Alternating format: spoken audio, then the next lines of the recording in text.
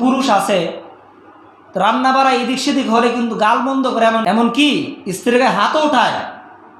শুধু যেই স্বামী তরকারি লবণ মরিচ এদিক সেদিক হওয়ার কারণে স্ত্রীকে গালমন্দ করে, একবারে 14 গোষ্ঠী সহ গালমন্দ করে, এমনকি গায়ে হাত ওঠায়, শুধু ওই মহিলার জন্য তরকারির লবণ চেক করা, টেস্ট চেক করা কি শুধু জিহ্বার আগা দিয়ে তার জন্য জায়েজ আছে, এবং সাথে সাথে কুলি করে ফেলে দিবে, আর ভিতরে নিতে পারবে না।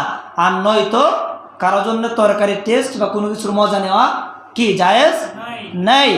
কারণ আছে বর্তমান যুগে অনেক মানুষ আছে বুঝে আর না বুঝে ইচ্ছা মতো পিটায়, কিন্তু ওই ব্যক্তি জানে না কোনো মানুষ চায় না আমার হাতের রান্নাটা খারাপ হোক। আপনি যেমন খাবেন আপনার ঘরের স্ত্রী কিন্তু সেই খাবারটা খাবে। দেখেন উলামায়ে কেরাম কিভাবে আমাদেরকে আদব শিখায়। বলতেছেন তোমার ঘরে রান্না খারাপ হয়েছে, কি হয়েছে? রান্না খারাপ হয়েছে, তুমি আলহামদুলিল্লাহ করে খেয়ে উঠে যাও, পরবর্তী তোমার স্ত্রী তো খাবে না? খাবে।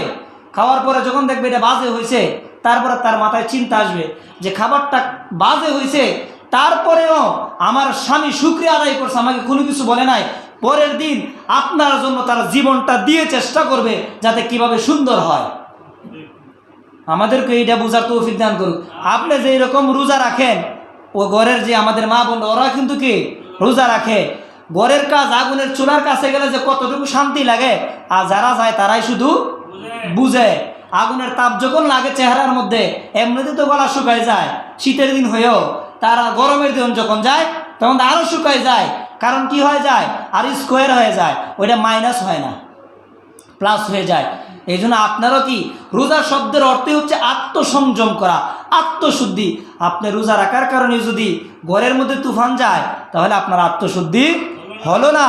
আপনার ধৈর্য ধারণ করতে হবে। কি করতে হবে? ধৈর্য ধারণ করে